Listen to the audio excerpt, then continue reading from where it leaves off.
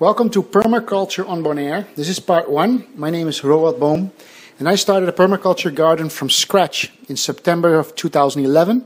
Everything was done in my spare time, in my mornings, my afternoons, and in my weekends. We started really simply with a piece of land. There was nothing there except a few big cactuses. And we started by putting a container there, and we made several dams to hold the water that we catch from the rain. Here you can see the big cactuses and the bare ground. We started with building a greenhouse. This one is stuck to a 40-foot container, and it's probably about 20 foot wide. So it gives us a nice little greenhouse to start with. And we started mulching with leaves that were otherwise thrown at the landfill by gardeners. So that started our mulching process. Here you can see the first rainfall in September. And then we go into October of 2011. And basically the second month, we started to plant some babies. And you can see some of the greens put in there. This is an artificial swale that was placed with some good soil. And you can see it's doing its job. It's holding the water. This is another angle. The containers by now have been painted, just to make sure they don't rust too quick, because here there's a lot of salt in the air. This is an aerial picture, and on the left you can see an area which we have enclosed with some galvanized sheeting. In the greenhouse we planted some veggies. And on the outside here you can see during October, which is when our rainy season really starts, the things are starting to pick up a bit. You can see some of the greens starting to grow. The coconuts we just throw in the dams, they will just sprout right there, and then you can have some coconut trees, which we have all over the place now. There is a big dam. It's only a bit of water in there, but later on you'll see it fills up in another part. There's a swale. You can see the water. And you can see the mulch behind the swale and all of the stuff that starts growing. Some of the banana trees and things.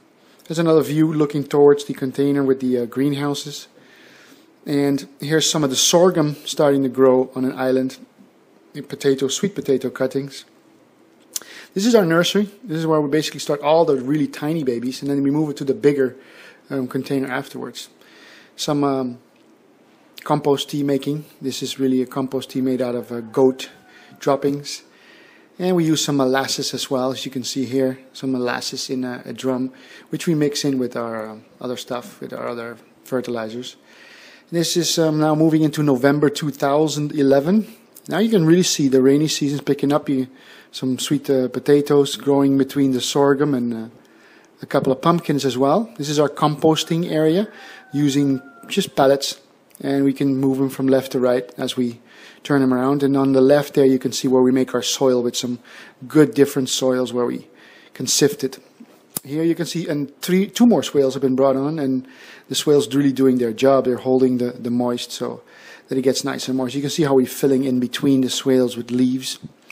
This is another system using an old pipe crate, really from water pipes, copper pipes, and we use that as well for some veggies. Here's some of the first pumpkins that are starting to grow, especially the flowers I like eating. And then you see the banana trees. They're growing now. You can see it's quite wet, and babies popping up from in between the leaves. Here's a melon, or really a watermelon. And these are some of our hunters. These we used to have 3 cats. They're mostly gone now, but they used to do some of the lizards, keep the lizards out. Here's the nursery a bit further in December. You can see lots of babies being planted. The islands are basically growing pretty fast. This is an anaerobic system that we use for fertilizer, which is basically without oxygen. And inside the greenhouse you can see some of the first babies that were from the other greenhouse put in here, growing, and some of our vegetables in the sides here. Another vision of the swales, as you can see. And then the dam, as it started to fill up when the rainy season started to drop more water out of the sky. And things are getting greener. That's another view. Here we see one of the swales covered with mulch to make sure that we have no other things growing through it. And that's basically it for the permaculture on part 1. I'll try to make part 2 as quickly as I can. And remember, it only takes a first step, so the rest will follow by itself. Just start, even if it's much smaller than this. The first step, that's all you have to take. Hope you enjoyed that, and see you in the next part.